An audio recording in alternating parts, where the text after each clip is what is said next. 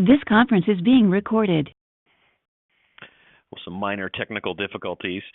Hi, this is Paul from HollywoodScreenwritingSecrets.com, and today we're very fortunate to have Scott Benton on the line with us.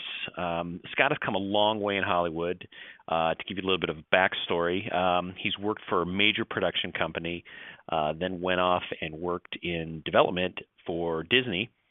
And then after a couple of years there, got accepted as a screenwriter into Disney's hard-to-get-into fellowship program. He'll tell us a little more about that, hopefully. And it was during this fellowship program that Scott was paid to write for an entire year, which sounds like a good gig. And as a result, landed top literary agent at the famed William Morris Agency. So thanks for joining us today, Scott. Thanks, Paul. So let's just get right into it. So I know, like I said before, that Disney's fellowship program is incredibly tough to get into. I think there's something like 5,000 people apply each year, and they only choose 7, I believe. So during your time in the program, was there anything you learned about kind of the whole development process that you want to share with our listeners at all? Well, the thing about writing when you first start is that it's really kind of done in a vacuum. There's no one that you're writing for really except for yourself. And for me, I've just spent years on my own going to Starbucks, for instance, or whatever coffee house is conveniently close by, or a library, and it's just me and my computer. And the stories that you end up writing or telling are really just your own, and you largely have no input from anybody else. It's just you and your thoughts, you and your words and your typing speed, and that's pretty much it. Right. But what happens is when you eventually get to a point where people begin to recognize your writing and people want to hire you, or in my case, I got into this Disney fellowship. I was very lucky to get into that. In my group, there were only 4 of us in the feature program. Disney also has a television program. They had 10 people in the TV program and 4 people in the feature program. I was one of the 4 in the feature program. Okay.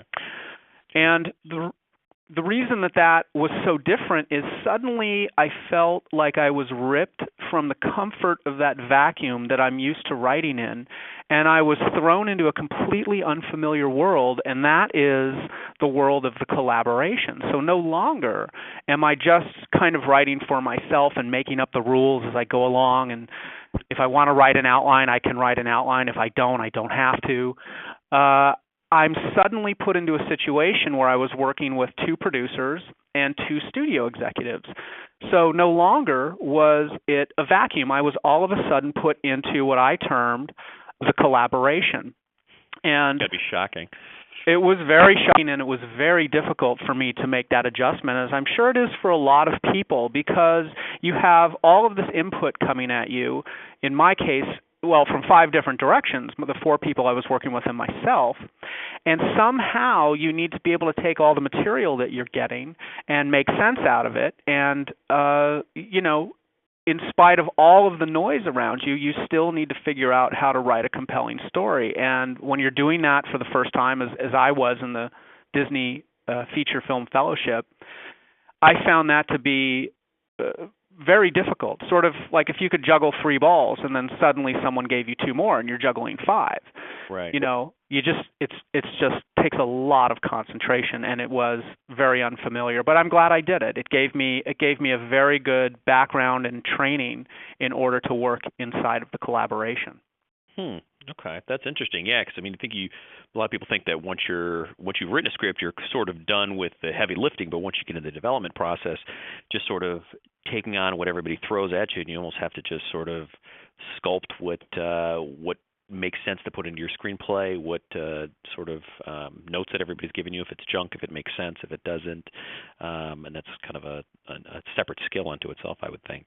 That's a really good way to put it. It is a separate skill, and it's one that I had done 7 straight years of writing. So as far as having the discipline to sit down and write, or learning how to just even write a screenplay, suddenly those skills they fell really kind of to the background, and what was directly in front of me was having to deal with all of these people and making sense of the material in order to do the writing. And I just, you're never really prepared for that. You're just kind of thrown into the deep end. Yeah. Interesting. Okay. Yeah. I mean, is there, when you're starting a new script, is there one thing that you sort of look for if you're deciding to write a script? I mean, do you look from a commercial standpoint? Do you look at something you have experience with that certain topic, or just something that speaks to you? I mean, is there a direction that you tend to go to? Well, I think that changes over time. In the beginning, my concern was only, can I finish a screenplay? That's all I cared about. That was it. Can I get to the end? And right. So the stories I picked when I was starting were stories that I was really just kind of interested in, that I thought would be quirky, that I thought would keep my attention, and that I would be able to make it to the end. That was the criteria. Right. And then as time went on, that kind of changed. It kind of became, well, what am I really excited about? What do I, or what can I challenge myself with? I got to a point where I wanted to write scripts that I didn't think I could write because they were going to be difficult. I wanted that challenge. I was hungry to sort of push myself. Yeah. And right now, I'm starting to transition more into. I'm about to start writing. I'm going to begin looking for ideas that I have that I feel are commercial, that are saleable. And that means that the ideas that I'm going to start coming up with are what I think are ideas that studios would be interested in buying. Got it. Interesting. So it almost sounds like, as you were describing this, I was thinking of sort of like a marathon runner. Like when you first start a marathon, you just want to finish. You just do everything you can to get to that finish line, and then the next time you do it, you sort of improve your skill set and get a little bit faster and a little bit better at what you're trying to do. So interesting. That's a great analogy. That's exactly what it's like. I also look at it as an expedition. It's sort of this big journey that you're going to go on writing a screenplay, because each one is very different from the other. And I guess to borrow your analogy, it would be sort of like running the Boston Marathon, one week, and then maybe running the San Francisco Marathon the next week, and then the Los Angeles Marathon. And so each one is completely different. For me, it's been an what am I trying to say? It's been learning process. No, well, yeah, experience. But it's like going on a journey, or like climbing a mountain, for instance. Right.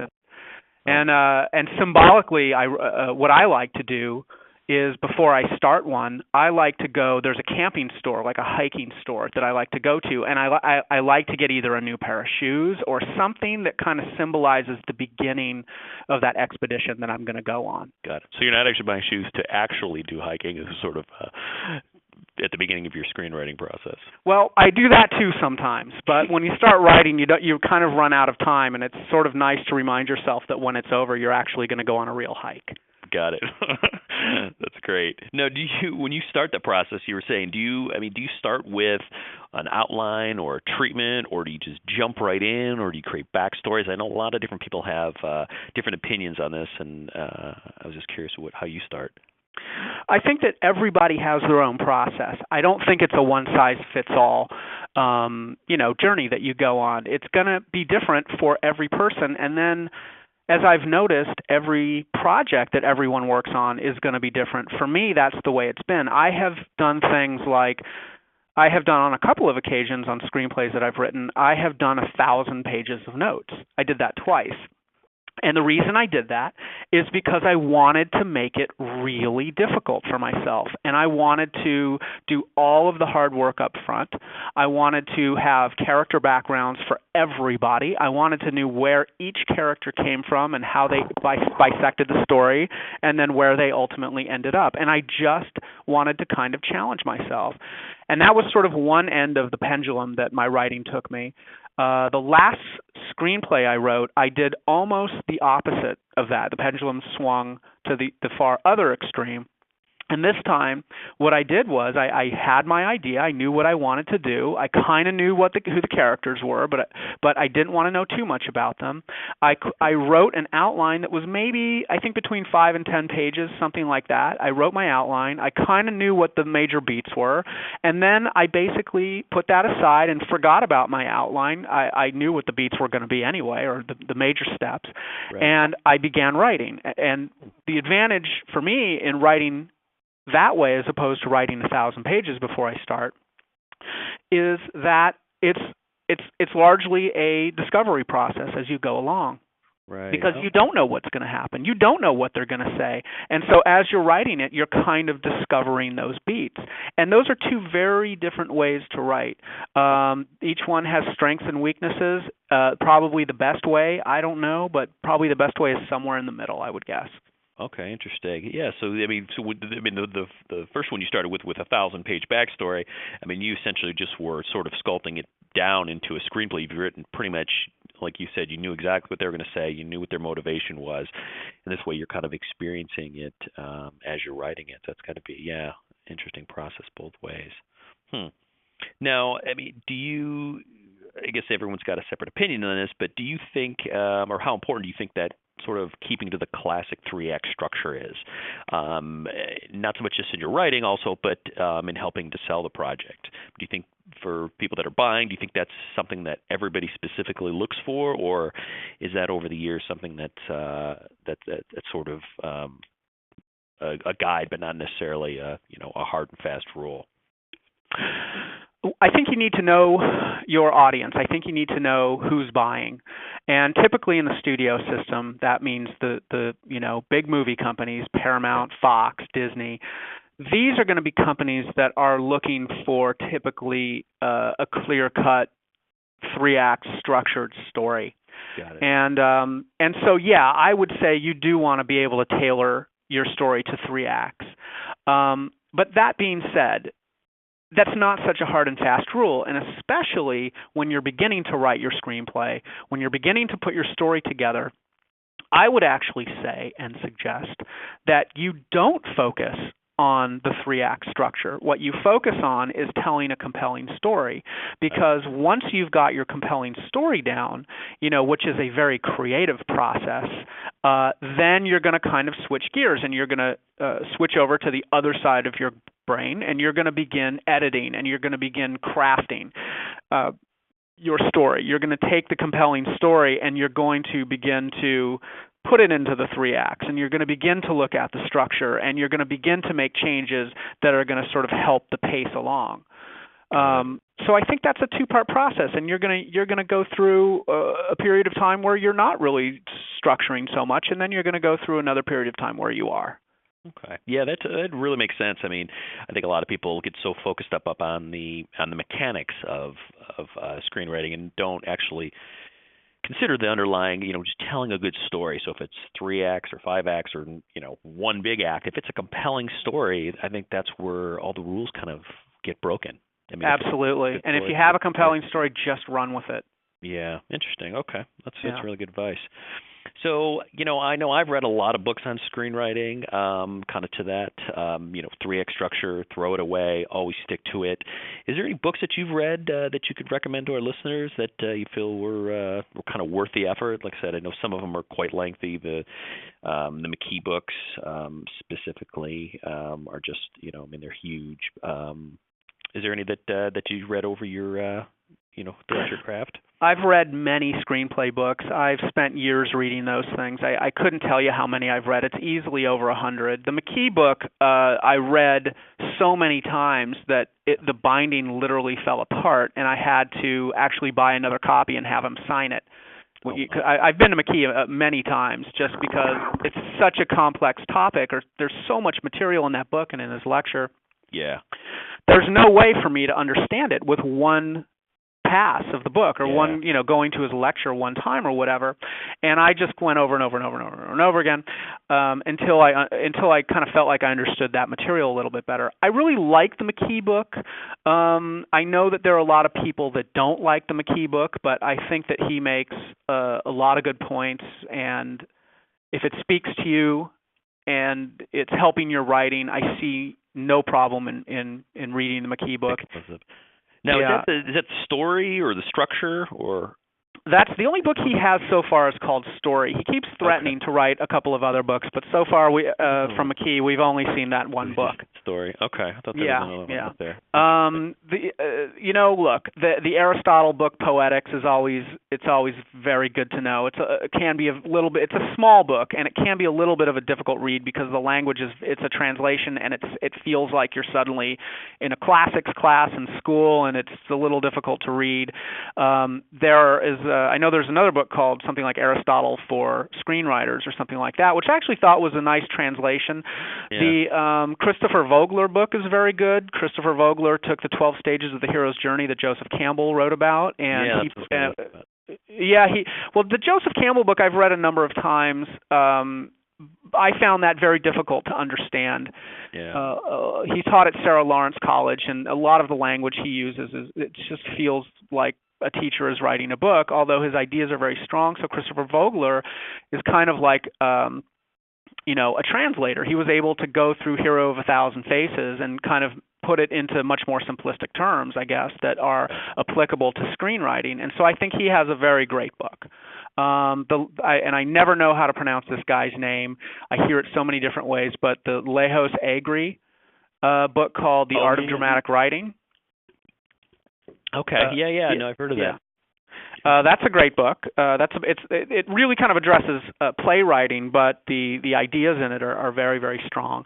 I also appreciate that book because it's the one book that basically challenges Aristotle.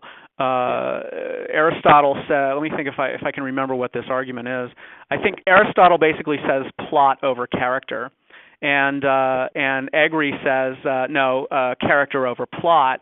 And then, of course, you have, I think it's McKee, who basically synthesizes those two ideas and finally says plot and character are the same, which I find an interesting argument. Right. There's going to be somebody that comes out and says no plot or character. Yeah, nothing, just a blank wall, which a lot of movies today sort of feel like to me. Exactly.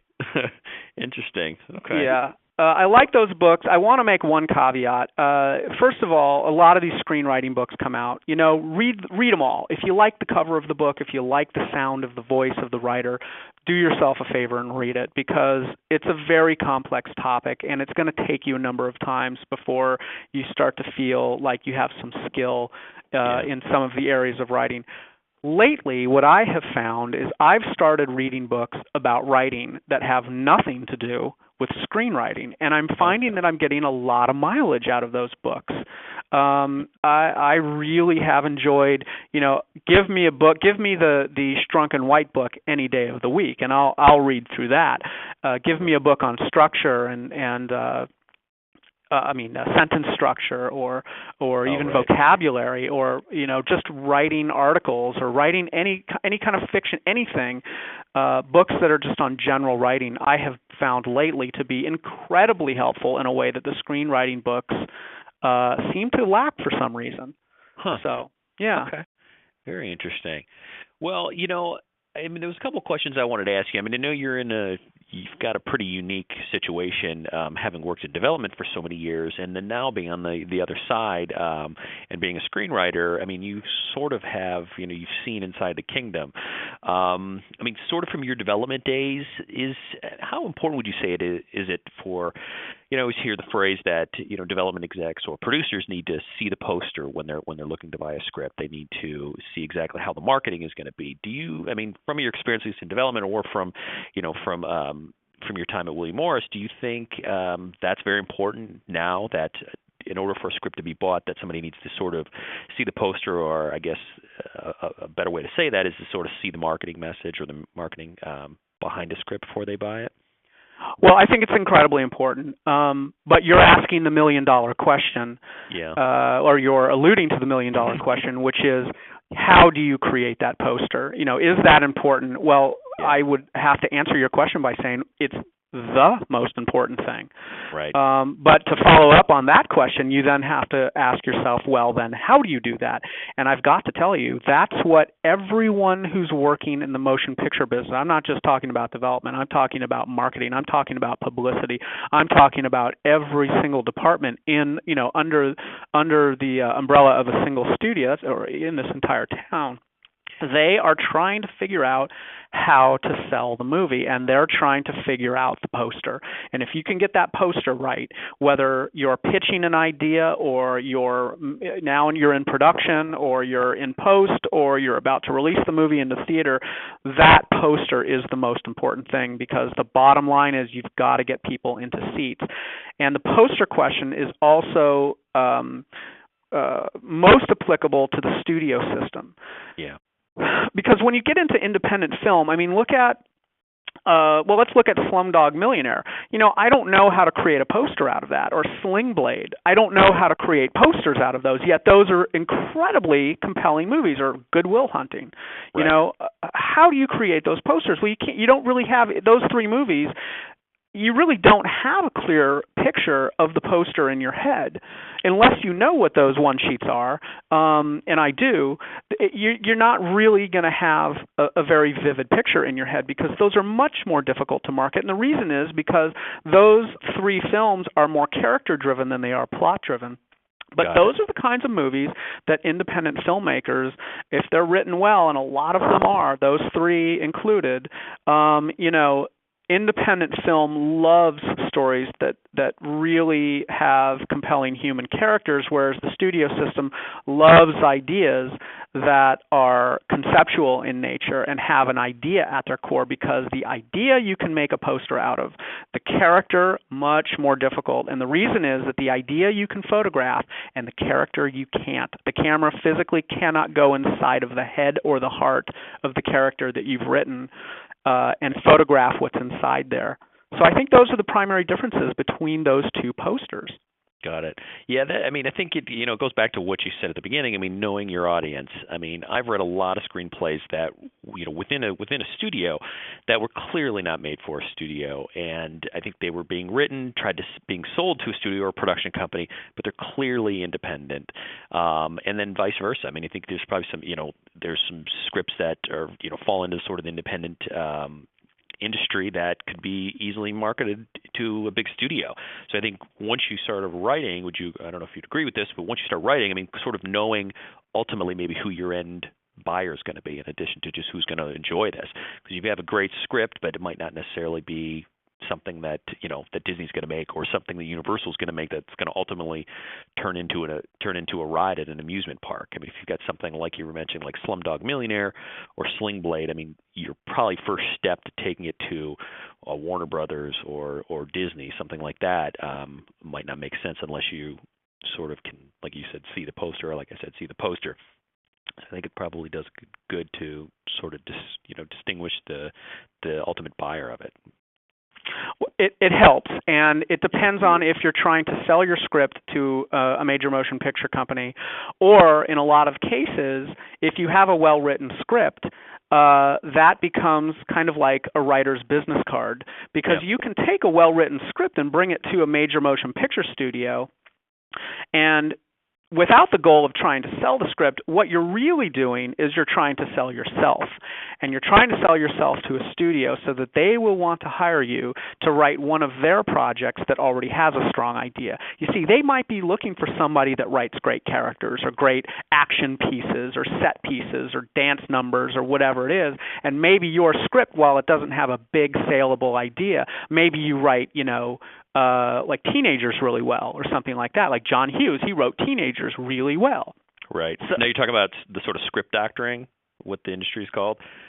That's one way to go. Yeah. That's one way to go. But yeah, exactly. Script doctoring, or if you're being hired to do what's called a rewrite, where there's a script that already exists, on the studio slate, but they need to get it to the next level. So maybe the writer before you has already created the big idea, but they might not be so good about writing action pieces or character. So now they want to hire you, because even though your script wasn't commercially viable, they know that you can write great characters and great action pieces. So like Zach Penn is a writer that can do that, and so they'll give him a script, and maybe they'll give it to him for like 3 or 4 weeks or something like that. And maybe the script is halfway there or 3/4 of the way there, and they really need to get it the rest of the distance to get the studio to greenlight it and put it into production. So they're going to hire someone like Zach Penn who can write great action and do some good character work. So they're going to take this big idea and they're going to kind of plug in a writer that can give them the missing pieces, and hopefully at the end of the 4 weeks or however long they hire him for, they can then take it to the president of the motion picture studio, and hopefully the script is ready to go. It's in shape now. Okay, that's interesting. Yeah, so it might make sense to take your sort of non-commercial script and just use that as your calling card or your resume to get future work as a writer for hire. Exactly. Yep, gun for hire. That's what it's all about. Well, you mentioned Zach Penn. Is there, and that was another question I was going to ask you. Is there certain screenwriters that have spoken to you or that have inspired you or that you particularly like and seen movies that you're impressed with? There are so many. Yeah, off the top of my head, it's really difficult. I mean, there have been writers that I've met and spoken with that I've just been really impressed with by who they are and how they approach writing. There's so much good writing. There's just so much good writing. Now, there's a lot of writing that's not so good either, and a lot of times that's the byproduct of there being too many writers on a project. But there's sometimes you go and that feeling. You go to a movie and you just fall in love with something about it, and you don't know what it is exactly. But a lot of times it's because a movie has somehow captured a writer's voice or whatever the writer is doing, whether it's the dialogue or the characters in it. There's something that you're really connecting with. For me, writing has been such a mystery. I could not figure out how to do this thing. I mean, for years I had tried to write a screenplay and I couldn't do it. And because I was working in development, I was interacting with a number of writers, and top writers, guys like Jim Kauf, who wrote National Treasure, for instance. Okay. That's I don't know if you like that movie or not, and it doesn't really matter, but it's a very smart script. It's very well put together. It was actually put together before the Da Vinci Code came out, and yet there are many comparisons that people like to make with the Da Vinci Code. Right. And the Da Vinci Code was a very compelling book, and so was National Treasure. And I really, really enjoyed meeting Jim and working with him when I did a long time ago. But what I appreciated even more was the fact that because I was now in the same airspace as this guy, I could really ask him questions about how he approached writing, and just sort of listening to him and his ideas on what he was doing really kind of helped me understand what I needed to do. And then, of course, another writer that we ended up working with is named Ted Talley. Now, Ted Talley won an Academy Award for his screenplay of The Silence of the Lambs. And Ted Talley was originally a playwright who then moved into screenplay. And his process is very methodical, very steady, very one step after another, but he's like a bulldozer, he just pushes through. And that, for me, was something that I really needed to take a look at for myself, and why when I finally wrote my first script, I just kind of used that bulldozer method. I didn't care if it was right or wrong. I didn't care if it was good or bad. It didn't matter. All that mattered was I had to get to the end, because I realized by talking to Ted Talley that was the thing I was missing. I was trying to get a perfect screenplay, and in trying to get a perfect screenplay, I was sabotaging myself because I was never getting to the end. So in talking to Ted Talley, he kind of really sort of explained that bulldozer thing to me, and it just helped me push forward. Just get it done. It doesn't have Absolutely. Yep. Okay. Yep. So now, you're obviously we're talking about National Treasure. Was there any other projects that were when you were over at Disney that you were that got made over at others? I guess I'm kind of thinking of Pirates of the Caribbean. That's always interesting to see if it sort of got made because of just sort of the commercial potential, or it was a really good story that sort of ignited that. You were there during that time, correct? Yeah, well, Originally, that project was pitched by Stuart Beattie, and who wrote, let's think. He wrote Collateral Damage, the Tom Cruise movie. Yeah, He wrote Collateral. Okay. 310 to Yuma. I know he wrote that. I know he wrote Australia. He's an Australian writer. He for a long time, for years, and this is like when he was a student at the UCLA Extension program. He won the Diane Thomas Award in the UCLA Extension program. And while Stewart was, this guy, let me explain something to you. This guy comes from Australia. He has nothing. He works at Taco Bell on the campus of UCLA while going to the screenwriting courses at UCLA, UCLA Extension. He's taking screenwriting courses, and then when he's not working, all he's doing is writing screenplays. And this guy has, and I know all this, by the way, because I lived across the street from him at the time. Oh, wow. So I actually knew him when he was working at Taco Bell and struggling to learn writing. And during that time, he had the idea, because he loved Disneyland so much, and his favorite ride was Pirates of the Caribbean. It is for a lot of kids, a lot of people. That's their favorite ride. Sure. And he actually wrote like a modern day pirate screenplay, kind of based. He went in there was a Coast Guard recruiting station kind of a block away from our apartment, and he went in there to ask if he could, just observe on a ship and all this sort of thing. And he wrote a pirate screenplay, modern day, and but he always had this idea for a Pirates of the Caribbean movie. And after he won the Diane Thomas Award, people were paying attention to him. And when he went into Disney, he pitched them this idea of a movie version of Pirates of the Caribbean, and they didn't go for it right away. And I don't know what the spark was inside the studio that made them decide to make the movie. Right. I'm missing that piece, but you know what? They let him write the first draft, and he has a credit on all of the pirate movies. He actually write the first draft. He did write the first draft, and in the first draft, he came up with the name Jack Sparrow. Oh wow! He came up with that name, and also the girl's name. Yeah, I forget. Kieran. I forget, but it's another Swan. Her last name is Swan. So it's Jack Sparrow and such Swan. But he came up with those names, and they stuck. He has, because the characters in Pirates of the Caribbean are based on his first draft of his work that he came up with when he was working at Taco Bell. Okay, so that's kind of how that worked. Now he didn't write the final screenplay. They gave that to not the Thomas brothers, to oh God, what are those two guys? Ted and Terry. Right. Yeah, Ted Elliott and Terry Rossio.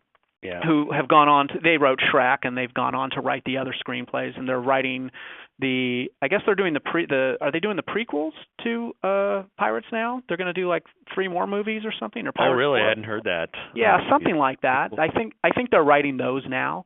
So, once you get Johnny Depp, it's sort of all over. I mean, you can kind of do whatever you want. That's good. That's good advice. So once you get Johnny Depp in your screenplay, you're pretty much all set. You're pretty good. Just get Johnny Depp, and you'll be fine. And you can do your passion projects. Yeah, exactly. Nice. Now, I mean, so when you're selling a script, does it need to be completely done? I mean, as far as like ready to shoot, or is it just sort of, if it's enough to get the flavor of the movie and get the story out, do you know what I mean? Like if it's not done completely visual, is that something that's looked down upon when you're trying to pitch to a studio, or does it need to be completely done and polished and sort of ready to shoot, I guess? It depends who you are. Now, if you're someone that everyone knows, so if you're Ted Elliott and Terry Rossio, I hope I have those names right. If you're those guys, yep, you really don't need much, okay? Because your name is going to sell the project. But and a napkin. Yeah, exactly. But if you're someone that lives in the Midwest somewhere and you've been tinkering away at your screenplays and no one knows you in Hollywood because you haven't moved out here yet and you don't have a lot of contacts, you know what? You don't really have the advantage of a name to go and sell, so you are sort of left with selling your writing, and that's kind of it. In that case, it's really important to be able to hit all of the bases and to be firing on all cylinders when you're writing. Got it. Okay. Interesting. Yeah. So, is there? I mean, this might be. I'm sure you see as many movies as I do. Is there any movies? I mean, that you see that just sort of stick out in your mind as just that was just a great script. It was a good movie, but the script is really came together, really stuck out in the movie. So a lot of times, in a good movie, either is made up by the performances or made up just by the action or the comedy. And there's some movies that come along every once in a while that you're just like, well, that's just a great script. It just, it really was fleshed out. It was really tight. I mean, it got me thinking. You were mentioning Slumdog Millionaire, and a while ago, Sling Blade. Just although really good, but they were just really, really good scripts. I mean, yeah, good characters. Yeah. So. There's a number of them that I kind of look at, and whenever you're thinking of writing an idea, you begin to kind of compare your idea to maybe projects that have already been made, and try and borrow from certain structures and all that. And there are a ton of. I mean, look, Fish Called Wanda is an incredible movie. Back to the Future, the first one, incredible screenplay. Yep. Oh God, what are the other ones? Yeah, Back to the Future is a big one for me. Yeah, that's a great screenplay. Basic Instinct is pretty tight. In fact, that script, not only did that script sell, it sold for $5 million on its first draft, but they didn't do any rewriting on it. It went straight into production. That almost never happens. Oh, yeah. Interesting. Yeah, that's funny. And the script is only something like 90 pages, which by comparison is a very, very short script. It's that tight. And if you can, it's probably on the internet. If you get a chance to go and look for it, it's really worth reading because you see a screenplay that is just absolutely tight. Young Frankenstein is fantastic. Treasure of Sierra Madre. Oh God. Okay. There's so many. Interesting. Basic Instinct. That was to go back. That was Esterhaus, right? That was an Esterhaus script. Yeah. Wasn't it? Yeah. There's I actually have a really good video on my membership area of Esterhaus, and just that voice, and just hear him talk about Hollywood and what he sort of went through. He's talking a little bit about his experience during Basic Instinct as well as Showgirls. And I mean, he is just a hard ass, and he's been in this industry for so long, and he's just a big bear. It's really interesting. He's got some pretty good insights of just how to deal with studio execs and stuff like that. I'll have to send it to you after this. It's pretty interesting. Yeah, I'd love to see that. Look, it's a difficult place to negotiate, and it's been even tougher lately because of the economic situation that we're in. Studios just don't have the money that they once did to buy everything that they used to buy. So competitively speaking, it's gotten much, much more difficult. The only thing you can do to arm yourself in Hollywood is to become the best writer you can possibly become. You can know everyone in this town, but if your idea isn't good and if your writing's just mediocre, you're just not going to get anywhere. The one thing that anyone can do, the one thing that you can do to give yourself that edge is to become the best possible writer you can. Wow. Okay. You must be a mind reader, because that was my very next question of what's the one takeaway that any of the screenwriters listening now can use today to sort of help them navigate around Hollywood, and I don't think you could have said that better. So, well, listen, I appreciate your time. I know it's late on Friday, and I just want to say thanks for taking the time out to talk to us. And I know all the writers that are listening got a lot out of this. I know I did, and I really appreciate it. So thanks again, man. Great. Thank you, Paul. I enjoyed it. All right. We'll talk to you soon. Bye. Okay. Take care.